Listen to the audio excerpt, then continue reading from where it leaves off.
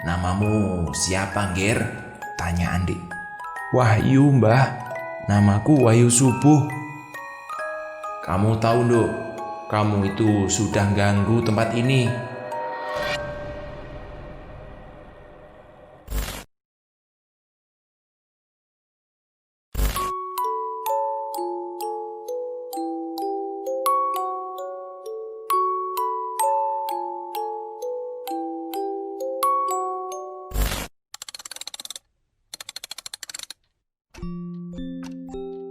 Gerbang Gaib Gunung Arjuno.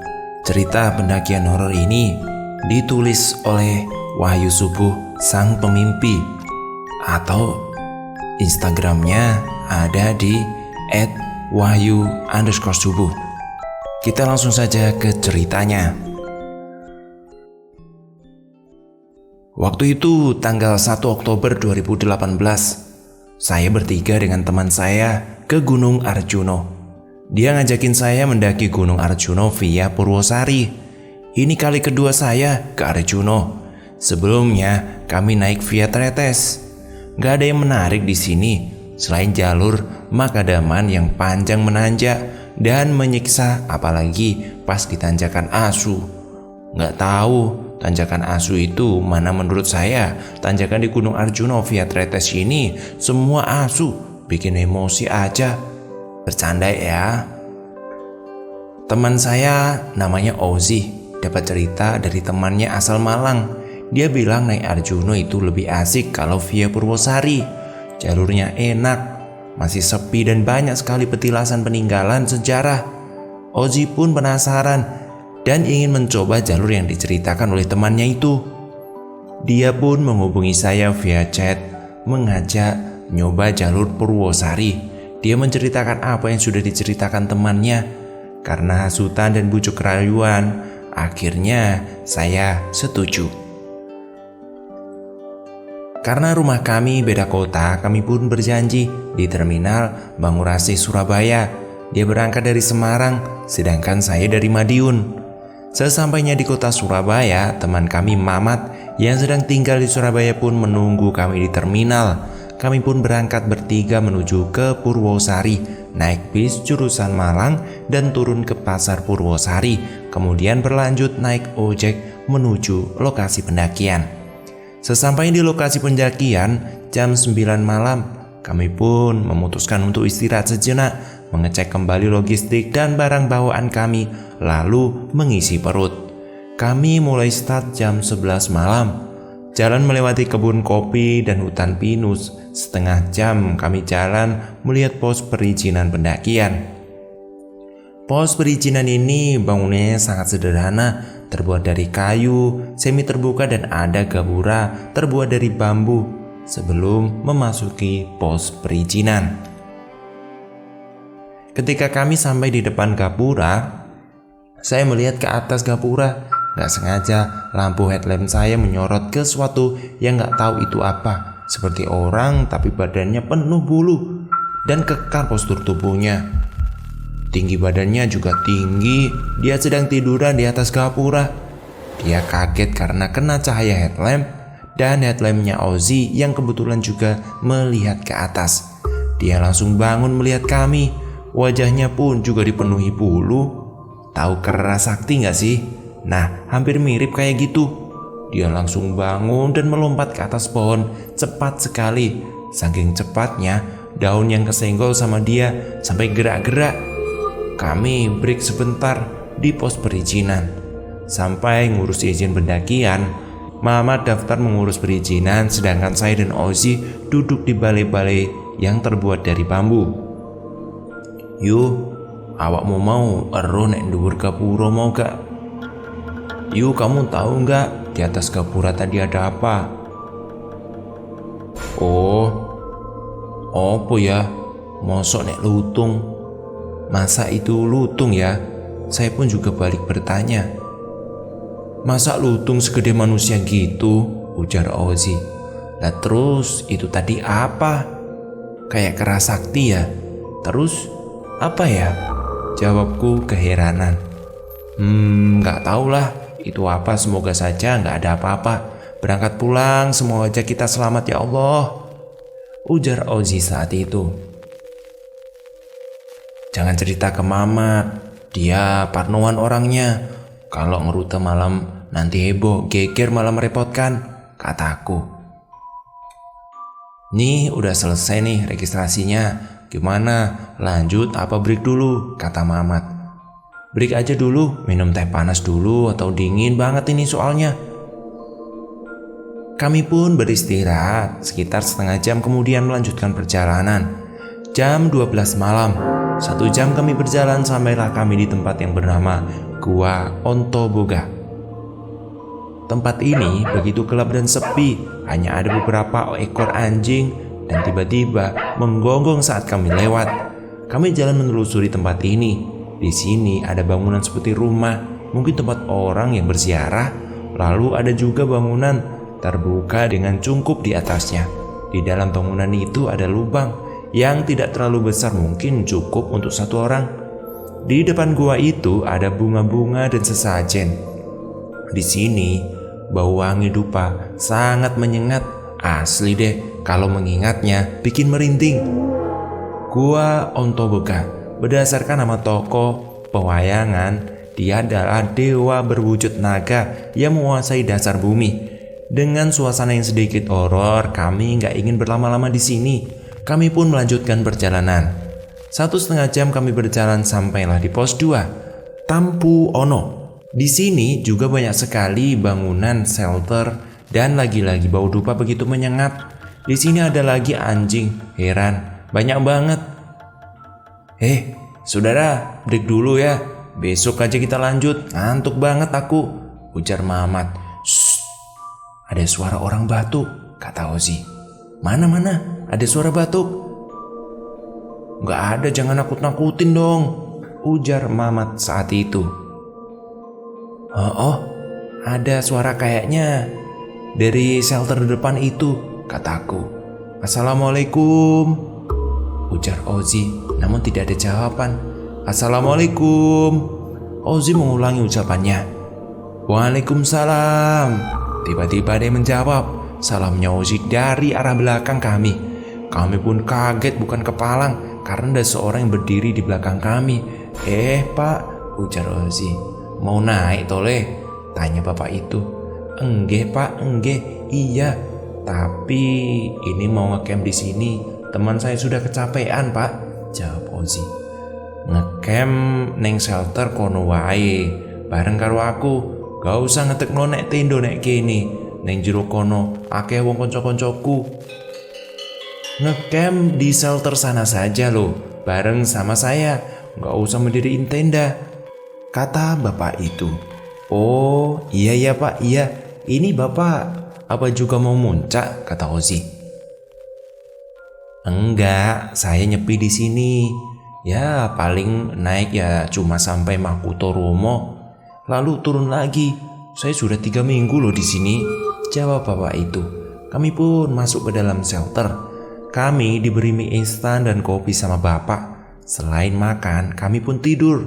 Keesok harinya, kami melihat Tampu Ono ini. Di sini enak banget, tempatnya bersih, asri, dan karena ada banyak pohon-pohon besar dan di belakang shelter ada kebun kopinya. Ada beberapa petilasan juga di sini ternyata. Petilasan yang bernama Eyang Abiasa dengan jalan setapak yang ditata rapi dengan semen serta di kiri kanan jalan dibentuk taman-taman sangat rapi dan bersih. Nama Abiasa merupakan tokoh pewayangan bergelar begawan yang dikenal sakti. Dalam cerita pewayangan, ia diceritakan sebagai orang yang menulis riwayat keluarga Barata. Tak jauh dari petilasan Eyang Abiasa terdapat pula sendang Dewi Kunti yang konon jika airnya diminum dapat memberikan keluhuran jiwa serta selalu ingat Yang Maha Kuasa. Di sini juga terdapat beberapa pondokan. Ada Dewi Kunti dalam dunia pewayangan, dan Dewi Kunti dalam dunia pewayangan merupakan ibu dari Pandawa. Gak pengen adus nang kene? Jarene nek adus nang kene iso awet enom. Kamu gak mau mandi di sini ya? Katanya kalau mandi di sini bisa awet muda loh. ujar Ozi. Masa iya? Ayo teman-teman, mandi biar awet muda. Males ah, saya nggak butuh awet muda. Yang aku butuhin itu sedang yang bisa merubah wajahku menjadi tampan, jawab Mamat. Anjir, jelekmu sudah mendarah daging, gak bisa berubah lagi. Umpama operasi plastik, butuh 1 ton plastik bekas, kata Ozi. Kami pun bercanda riang saat itu. Ah, mulutmu itu kok menyebalkan sekali. Kamu kira wajahku ini tempat sampah, hah? Udah yuk buruan, aku mau cuci muka. Kali aja bisa cantik, tambah muda, jadi dedek gemes, ujarku saat itu. Kami pun mengisi botol air dengan air sendang dan mencuci muka, tangan, dan kaki. Udah mau tidur aja, di pancuran katanya. Setelah itu kami kembali ke shelter lalu packing dan melanjutkan perjalanan. Pak, saya pamit dulu, mau jalan lagi, keburu panas nanti, kata Mamat. Iya, hati-hati ya, pelan-pelan saja, jalannya susah soalnya, jawab bapak-bapak itu. Setelah berpamitan dengan mereka, kami melanjutkan perjalanan. Setelah kami berpamitan, kami pun melanjutkan perjalanan ke pos 3. 2 menit kita jalan sampailah di pos 3, Petilasan Eyang Sakri. Posnya mempunyai sebuah halaman luas dengan sebuah bangunan rumah yang terkunci rapat itu. Dapat saya perkirakan jika di dalamnya mungkin sebuah makam atau arca dari Eyang Sakri itu. Kami break sebentar, beberapa menit di sini, dan kembali melanjutkan perjalanan. Dari Eyang Sakri, trek mulai menanjak cukup bikin ngos-ngosan. Pepohonan di sana mulai rapat cahaya, matahari pun tidak bisa masuk terhalang dedaunan. Dan akhirnya kami pun tiba di pos bayangan Pondok Rahayu. Tempat ini begitu asri, sejuk, dan enak.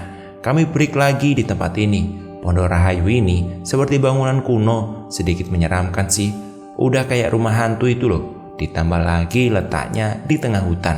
Saya nggak tahu apa fungsi bangunan ini. Kata teman saya, dia pernah bercerita tentang Pondok Rahayu ini. Katanya dulu tahun 2000-an. Maaf ya kalau lupa soal tahunnya. Tepatnya beberapa ada teman yang hilang di lokasi ini dan sampai sekarang belum ditemukan jasadnya. Teman saya Ozi masuk dalam pondok itu karena saya juga penasaran dengan apa yang ada di dalam pondok itu. Saya pun juga ikut masuk. Di dalam pondok ini sangat bersih, bahkan hampir tidak ada kotoran sama sekali. Awal masuk pondok dingin, tapi lama-lama atmosfernya nggak begitu enak. Kalau dilihat sekilas nggak ada apa-apa. Di sini cuma bangunan kosong. Kira-kira 10 menitan kami berada di dalam pondok itu dan akhirnya kita memutuskan untuk keluar. Hawanya nggak enak ya di dalam sana tadi. Ini bangunan buat apa ya? Tanyaku. Teman saya Ozi ini memang lebih sering memanggil saya Subuh daripada memanggil saya Wahyu. Nek, menurutku singgon iku mbiyen nggawe padepokan belajar silat. Iya, kalau menurut saya tempat ini dulu dibuat padepokan belajar silat. Kayak gitu loh. Tapi kayaknya sih. Tapi nggak tahu sebenarnya seperti apa, jawab Ozi. Kata temanku Mas, dulu di sini temennya ada yang hilang gara-gara masuk pondok itu. Dan sampai sekarang juga belum ketemu jasadnya. Gak ketemu, hilang, musnah gitu aja, ujarku. Emang di dalam sana itu tadi kayak lihat sekilas gitu ya, seperti biasa, gak ada yang aneh. Tapi sebenarnya di dalam situ itu loh, sebelah selatan mentok pojok yang ada kayak rak-rakan itu, di bawah sana ada sesuatu seperti tempat buat muja, ada dupa-dupanya juga. Kalau yang nggak tahu bisa diinjak karena nggak kelihatan, jawab Ozi. Teman saya Ozi ini dia memang sensitif pada hal-hal yang tak kasat mata seperti itu. Kami pun menyempatkan mengambil foto di depan Pondok Rahayu ini. Pas giliran saya difoto sama Ozi, pertama itu pondokannya kelihatan, tapi saya berdiri di depan pondok nggak kelihatan, kayak ada orang gitu. Kok aneh ya? Awakmu nggak enek neng foto, mau ketok pondok aneh tok, katanya. Kok aneh ya Bu? Kamu nggak ada di foto, kayak kelihatan pondoknya doang, ujar Ozi sambil memperlihatkan hasil jepretannya. Hah? Kok aneh ya? Ujarku penasaran. Sebentar, coba diulang lagi. Mungkin ini kamera masih memproses terus di HP-nya. Aku geser, kamunya hilang, jawab Ozi. Kami pun mengulangi foto 2 kali, masih tetap sama. Dan yang ketiga akhirnya gambarku ada. Setelah itu kami bergegas melanjutkan perjalanan. Treknya nanjak terus, bikin dengkul lemas, dan sampai di pos 4 petilasan Eyang Semar. Konon katanya merupakan tempat moksa atau menghilangnya Eyang Semar yang merupakan penasihat kepercayaan Raden Arjuna ini. Ada sebuah arca berselimut kain putih yang menghadap timur yang dipercaya sebagai perwujudan Eyang Semar itu. Kami pun break sebentar di sini melepas lelah dan kami melihat ada arca Eyang Semar di sini. Saudara arcanya ini jidatnya kayak benjol ya, habis kebentur gitu ya, ujarku. Iya, jawab Mamat sambil ketawa di depan arca Eyang Semar. Ini ada dupa yang udah mati namun masih bau wangi dan juga sesajen ada di mana-mana. Di sebelah kiri arca ada bunga sedap malam yang udah mulai layu. Ini kenapa ya kok dibungkus kain putih patungnya? Tanyaku. Biar gak kedinginan, Bu, jawab Ozi. Ada titiknya mungkin, jawab Mamat sambil ketawa. Kami pun mengambil foto juga di sana, lalu pergi mengambil air. Di dalam salah satu shelter ini ada keran air. Selesai mengambil botol, kami pun duduk di depan teras shelter dan sambil makan roti untuk mengisi perut kami. Kemudian datanglah seorang yang berpakaian serba hitam, orang yang kami temuin di pos 2 tadi pagi, tapi kami belum sempat ngobrol dengannya. Ozi ngobrol sama bapak itu, dia bilang dia sedang nyepi di tempat ini 4 tahun yang lalu, kalau saya nggak salah dengar. Soalnya saya nggak begitu memperhatikan obrolan mereka. Kemana bapak? Tanya Ozi. Ya mau naik, mau ke Mahkutoromo, mau nyepi di sana saya. Tapi sowan dulu sebentar ke Eyang Semar, jawab Pak Andi. Pak, saya boleh ikut nggak? Saya ingin lihat, ujarku. Ya nggak apa-apa, kalau ingin ikut, yuk ayo sekalian berdoa biar dilancarkan pendakiannya, berangkat dan pulang dengan selamat, ujar Pak Andi saat itu. Gimana? Tanyaku. Ya udah Pak, gak apa-apa, ayo, jawab Ozi. Kami pun ikut Pak Andi pergi ke arca Semar. Pak Andi pun duduk bersila di depan arca, sedang kami duduk di belakangnya.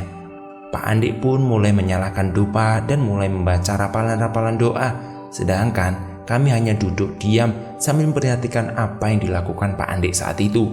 Ketika Pak Andi berdoa, kami pun hanya mengamini, dan tiba-tiba suara Pak Andi berubah jadi agak berat. Dia tiba-tiba mengulurkan tangannya ke belakang tanpa balik badan sambil mengerang.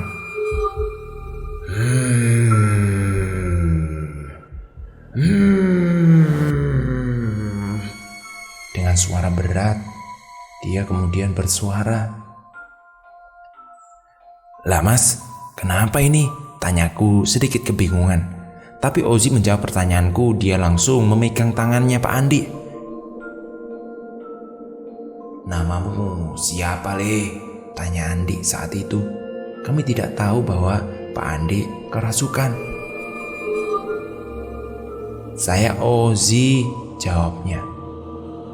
Kenalkan, aku Eyang Semar, penunggu tempat ini. Ini Andi yang saya percaya mengurus tempat ini, ujar Pak Andi saat itu. Oh, nggih Mbah, iya Mbah, jawab Ozi. Kemudian Pak Andi melepaskan tangannya Ozi dan diarahkan kepadaku. Mas, ini gimana mas? Tanyaku. Salaman Bu, salaman. Saya pun mengulurkan tangan saya dan memegang tangannya Pak Andi dengan rasa takut. Pas saya menyalami, di tangan saya langsung dipegang dengan genggaman erat, terasa sedikit sakit. Namamu siapa Ngir? Tanya Andi. Wahyu Mbah, namaku Wahyu Subuh. Kamu tahu Nduk, kamu itu sudah ganggu tempat ini. kata Pak Andi saat itu sambil melepaskan genggaman tangannya. Maaf Mbah, maaf, saya mengganggu bagaimana ya? Tanya aku dengan sedikit takut deg-degan. Kamu ada di sini itu sudah berbuat masalah. Ada penghuni sini yang suka sama kamu, lalu mau ikut sama kamu. Kamu itu sebenarnya cantik, Nduk, tapi badanmu itu kotor. Kamu harus diruat di Sendang Madrim. Nanti ikutlah sama Pak Andi, biar diruat badanmu, dibersihkan di Makutoromo, ujar Pak Andi saat itu. Iya Mbah, iya, jawabku. Ya sudah, kalau begitu saya pamit dulu. Kamu nanti ikut sama Andi ya, ujar Pak Andi sambil mengulurkan tangannya. Ozi pun mencium tangan Pak Andi dan kami juga melakukan hal yang sama yang Ozi lakukan.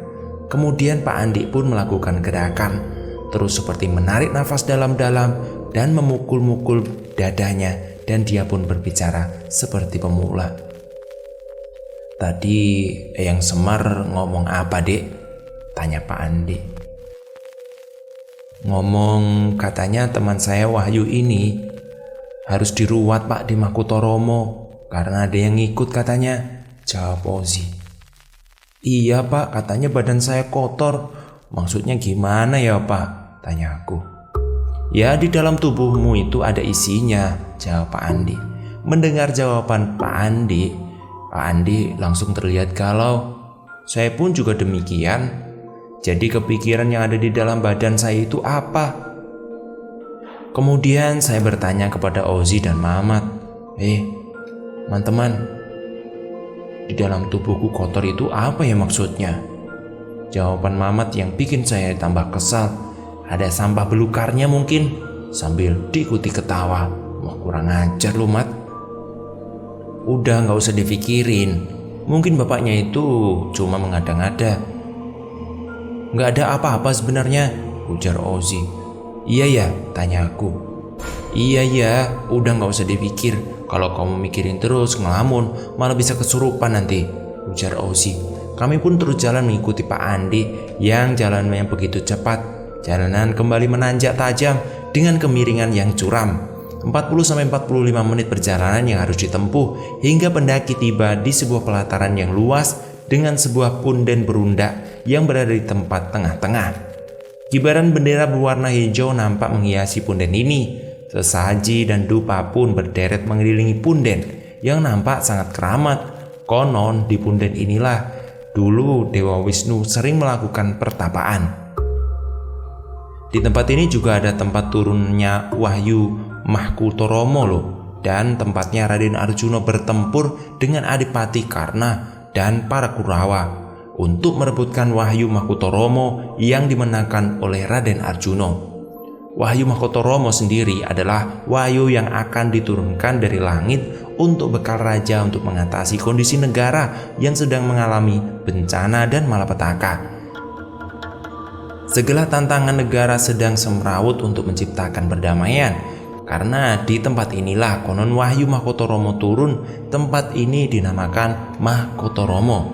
Saya masih penasaran dengan ucapan Pak Andi yang mengatakan badan saya kotor. Kata-kata ini benar-benar mengganggu pikiran saya. Saya pun menanyakan hal ini untuk lebih jelasnya tentunya. Pak, yang dimaksud badan saya kotor ini gimana sih? Tanya aku. Ya, di dalam badanmu itu ada isinya, entah itu apa, dari mbahmu, entah itu dari moyangmu dulu.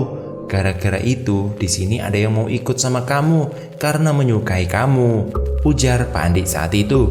Mendengar jawaban Pak Andi, seketika saya teringat dengan kakek saya yang meninggal beberapa waktu yang lalu.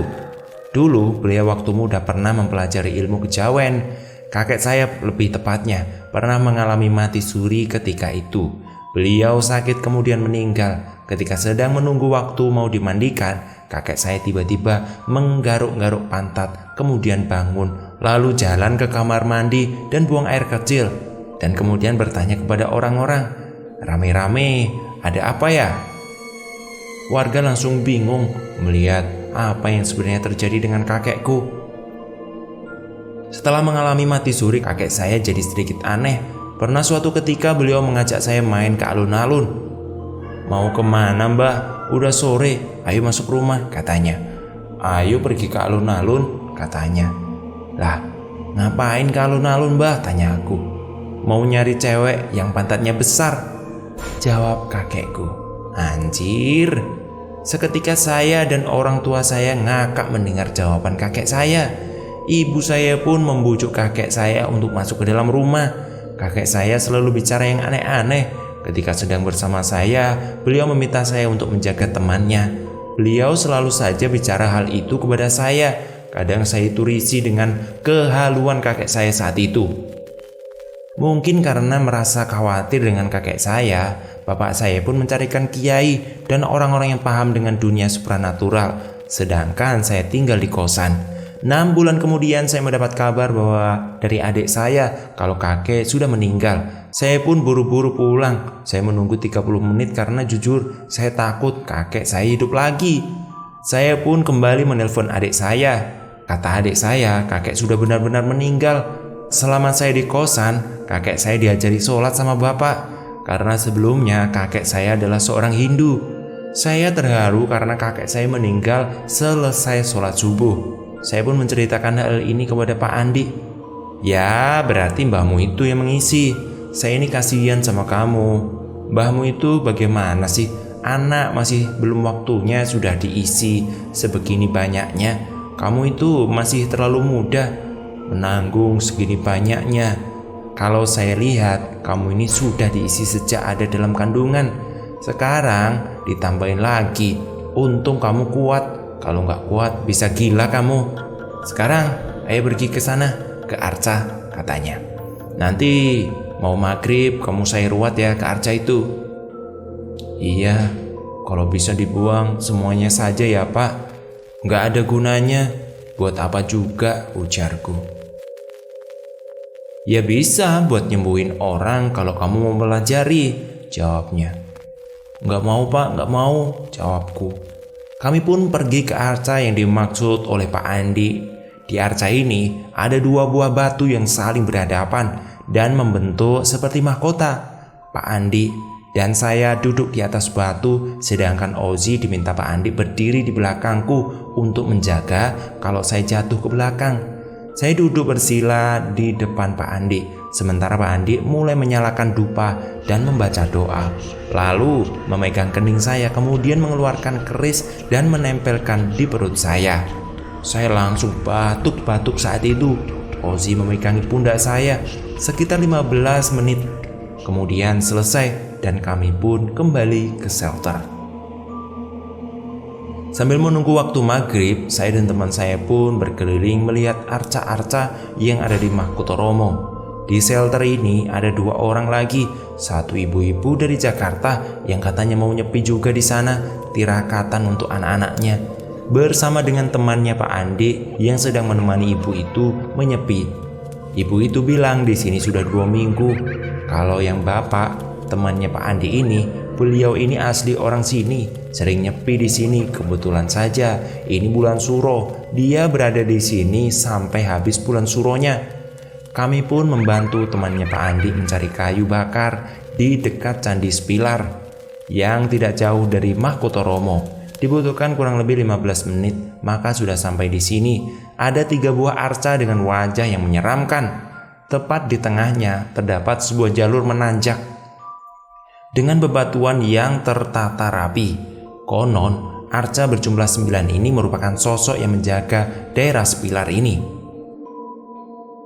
Dan tepatnya di batas jalur bebatuan ini terdapat sebuah deretan patung yang melambangkan Pandhawa 5, Yudhistira, Bima, dan Arjuna. Sedangkan Nakula dan Sadewa telah hilang diambil para pencuri. Saya dan Ozi pun duduk di tangga yang ada arcanya ini. Bu Subuh, awakmu yakin ruatan?" "Kamu yakin Bu mau ruatan?" tanya Ozi. "Gak tahu, aku kok takut ya Mas," jawabku. "Nek menurutku ora usah Bu, koyoke kok gak bener nek tak delok-delok. Saiki mu pikir, mosok wonge kesurupan Eyang Semar. Aku kok gak yakin. Nyapa kok aku ngerasa aneh ya? Wongi kok iso ero nek awakmu ki diseni mbahmu kait nang jero kandungan malahan. Teko ngendi ketemu? Yo mungkin bener mbahmu mbiyen pernah mempelajari ilmu kejawen, tapi kan karo bapakmu wis digolekne kiai. Jadi gini maksudnya, kalau menurutku gak usah Bu, kayaknya kok gak bener orang itu. Sekarang coba kita pikir saja, iya tuh kesurupan Eyang Semar beneran. Aku kok gak yakin, gak tahu kenapa aku ngerasa aneh aja. Orangnya kok bisa tahu kamu diisi sama mbahmu sejak dari dalam kandungan.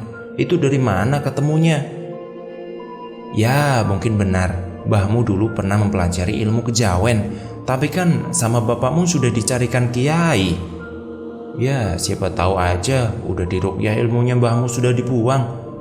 Gak tahu kenapa aku itu lihatnya cara ngomong itu gak yakin Bu, kata Ozi saat itu. Sepertinya ada yang janggal. Sekarang di sini jam 3, udah dingin banget. Kamu nanti mau diruat terus dimandikan, nanti maghrib, wah bisa bahaya. Aku khawatir kamu kena hipotermia. Sekarang coba pikir aja, menurut hati nuranimu gimana? Tanya Ozi kepadaku. Jujur aja ya Mas, aku juga gak yakin orangnya kesurupan Eyang Semar beneran atau enggak. Aku juga ngerasa ada yang aneh sih. Aku pernah lihat orang kesurupan gak seperti Pak Andi itu, tapi gak tahu juga kalau kesurupan itu banyak modelnya. Tapi ada satu omongan yang aku pikir bener, ya tentang mbahku itu loh Mas. Aku takut kalau ternyata diisi beneran. Aku gak mau kalau seperti mbahku, mau meninggal saja susah. Tapi aku juga gak yakin kuat sore-sore di gunung apa enggak. Bingung aku Mas, jawabku. Udah lakuin aja biar cepat selesai daripada ribet entah nih bener atau enggaknya. Doaku selalu menyertaimu saudaraku, ujar Mamat saat itu. Lah kan daripada ribet, kali aja habis dimandiin kamu sakit malahan, ujar Mamat. Emang Mamat ini memang ngeselin orangnya, omongannya gak ada yang bener. Ngomong lagi aku sobek nih matamu nih Mat, kataku. Kesal sama dia. Mama pun ketawa sambil pergi ninggalin kami. Dia mulai asik berfoto dan bikin video alay. Makin tambah kesel saya. Mas, iku enek wong wedok nggae klambi pink. Sopo lo? Nek alas kok nggae gaun, gak salah kostum iku yo. Masuk iku ukti, tapi kok gak jilbaban. Gini nih maksudnya. Mas, itu ada perempuan pakai baju pink siapa ya? Di hutan gini kok pakai gaun, gak salah kostum ya? Masa ukti tapi kok gak jilbaban? Ujarku yang tiba-tiba ngelihat seorang perempuan sedang berjalan. Bukan, itu bukan ukti Bu. Mbaknya itu mungkin pendaki yang masih nyupi, jawabnya. Kami lihatin terus perempuan itu. Dia jalan ke arah 2 pohon cemara yang berjejer di belah timur, gak jauh dari Arca. Dia pun jalan ke arah situ dan pandangan kami terhalang pohon cemara. Kami liatin terus perempuan itu, tapi gak muncul-muncul. Semakin lama semakin banyak. Kok akeh wong mondar-mandir ya? Kok banyak orang mondar-mandir di sini ya? Kamu lihat gak Bu? Ujar Ozi. Oh Mas. Mbaknya tadi kemana ya? Kok nggak keluar-keluar? Tanyaku. Nggak tahu, jawab Ozi. Temannya Pak Adi. Maaf, saya lupa namanya. Ikut kita duduk di tangga sepilar setelah keluar dari semak-semak. Sedangkan Mamat masih asik bikin video alay. Pak, itu kayaknya udah diikat, ujar Ozi. Iya Le, nanti dibawa ke shelter ya, jawab temannya Pak Andi. Pak, di sini kok banyak orang mondar-mandir ya Pak, kata Ozi. Kamu kelihatan toh Le, tanya temannya Pak Andi. Enggih Pak, enggih, jawab Ozi. Emangnya kenapa Pak? Itu kan emang banyak orang, tanyaku. Di sini tuh dulunya katanya tempat ada desanya terus hancur karena musibah. Pohon cemara 2 yang berdampingan itu gerbangnya. Jadi ya nggak heran kalau kamu melihat banyak orang di sini, ujar teman Pak Andi. Oh, begitu toh Pak. Bapak kalau pas di sini sendirian enak dong, pas banyak tetangganya, kata Ozi sambil ketawa. Ya banyak tetangganya, banyak temannya, tapi nggak bisa diajakin ngomong, jawab temannya Pak Andi. Kami pun menceritakan kepada temannya Pak Andi kalau kemarin malam kami bertemu seseorang yang seluruh badannya dipenuhi bulu dan wajahnya mirip kera. Kata temannya Pak Andi itu, gunung ini memang ditunggu oleh keturunan Hanuman dan Bambang Wisanggeni, yang merupakan anak dari Arjuno dengan Bathara Dresonolo. Pada ngomongin apa ini? Tanya Mamat. Sudah, ayo balik. Sudah kesorean ini, ujar temannya Pak Andi. Kami pun kembali ke shelter. Mamat dan Ozi membawakan kayu bakar milik temannya Pak Andi itu. Pas sampai di shelter, saya dipanggil sama Pak Andi. Dok, ayo Sairwat, udah sore, buruan siap-siap kamu.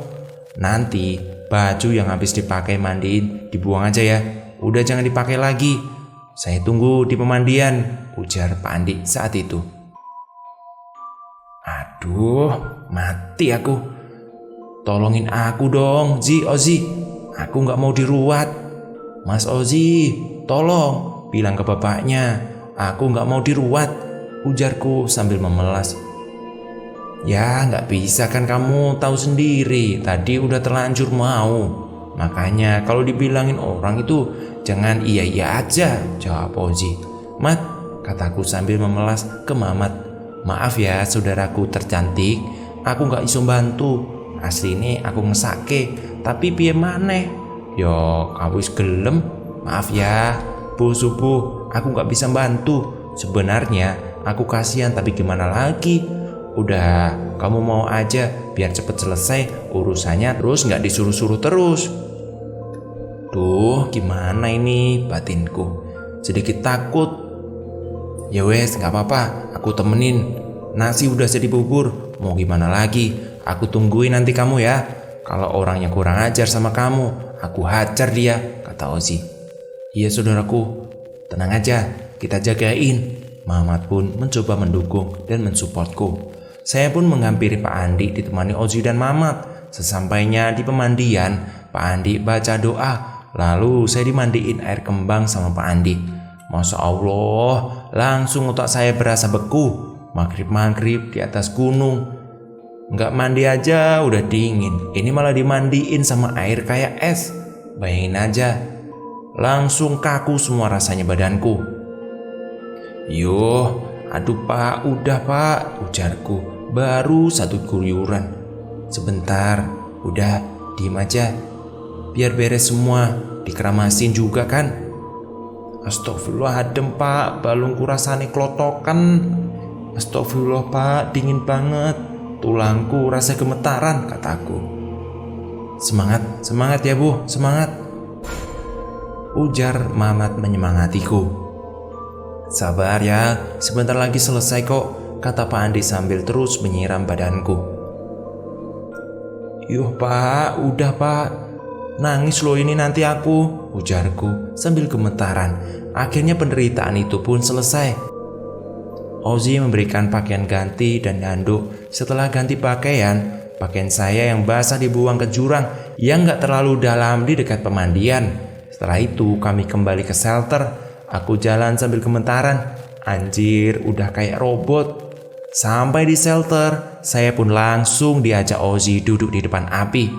Sama temannya Pak Andi, saya juga dibuatin teh hangat dicampur dengan tolak angin biar gak hipo. Singkat cerita, paginya saya teringat kalau di saku celana saya ada uang 100.000. Lupa gak aku ambil celananya. Udah kebuang, ujarnya. Lumayan 100.000, diambil ya. Nanti turun bisa buat beli sate kan, kata Mamat saat itu. Yo, ayo mari kita ambil aja, jawabku. Kami pun pergi ke tempat kemarin kami membuang pakaianku itu. Pas menuju ke sana, Mamat melihat ada burung. Dia pun jalan sambil menggeleng melihat burung itu. Brak! Dia jatuh tersungkur ke sandung akar pohon. Saya pun langsung ketawa. Makanya kalau punya mata buat ngelihat. Aduh, sakit cok, katanya. Syukurin salah sendiri, jalan ngeleleng, gak mau lihat jalan, kataku sambil ketawa.